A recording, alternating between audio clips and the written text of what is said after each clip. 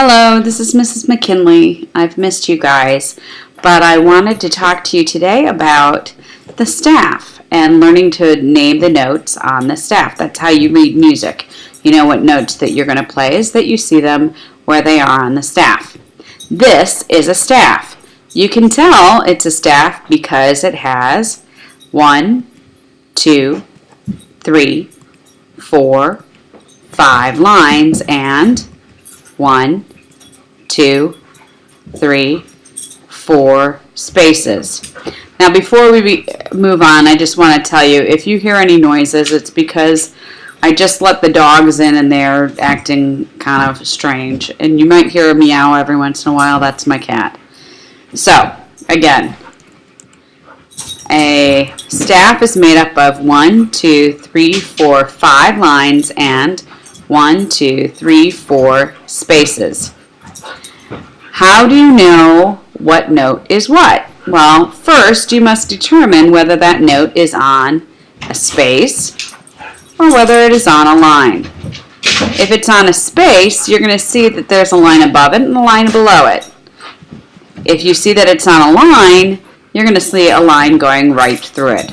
Why is this important, Mrs. McKinley? Well, I will tell you why. Because it is really important to know whether the note is on a line or on a space, because there are 2 tricks to naming the notes. If the note is on a space, it will form a word, face, F-A-C-E. And you will know what those notes are based on where they are on the staff. So that very bottom space is F, then A, then C, then E. Now, naming the notes on the lines is not so easy because it does not form a word. Egbidif is not a word. So, in order to know that it is E, G, B, D, F, you need a trick, a sentence, to help you remember E, G, B, D, F. Well, the one that you may already know because you have older brothers or sisters or you have cousins or friends who've had me, you know I use empty garbage before Dad flips. E-G-B-D-F, empty garbage before Dad flips. And I'll tell you why. When I was younger, I learned a different one. It was, every good boy does fine. Now, my music teacher also used every good boy deserves fudge. And both of those had to do with boys, and I'm a girl, and it really irritated me because I was learning how to read the notes, every good boy deserves fudge, and I was good, where was my fudge? And I was good, why am I not always doing fine? It just didn't make any sense to me. So I decided then and there, if I was ever to become a music teacher, I would use a sentence, whether you were a boy or a girl, it wouldn't matter. And that is why I came up with empty garbage before Dad flips. Because if you're a boy or a girl, it doesn't matter. If Dad has asked you to take out the trash and you haven't, he's going to get mad. Again, I'm really sorry about these stupid dogs. Normally I only have one, but I've been babysitting my daughter's dog. And my daughter's dog does not play well with my dog. Well, I guess they do play well. They aren't barking at each other. They just are being very rambunctious, and it's really, really annoying. Anyway, back to note reading. Again, empty garbage before Dad flips. Then, I know that some of you who have taken piano, you probably do every good boy does fine. Is it going to bother me if you use every good boy does fine instead of empty garbage before Dad flips?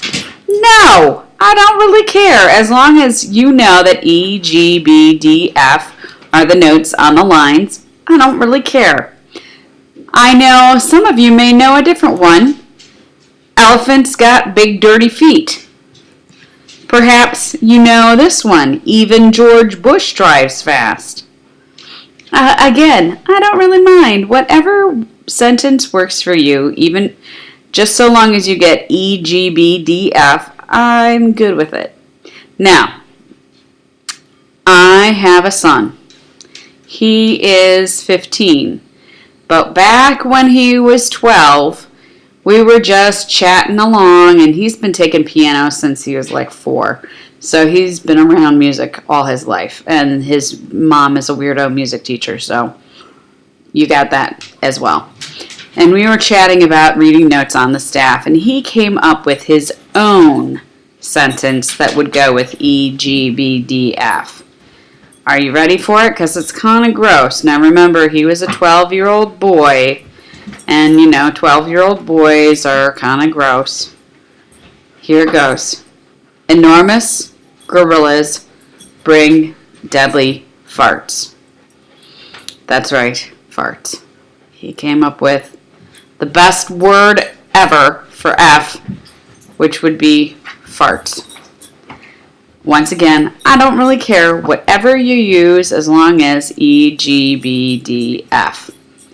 Now, at this point, E, G, B, D, F, at this point, I want you to look at our 2 notes.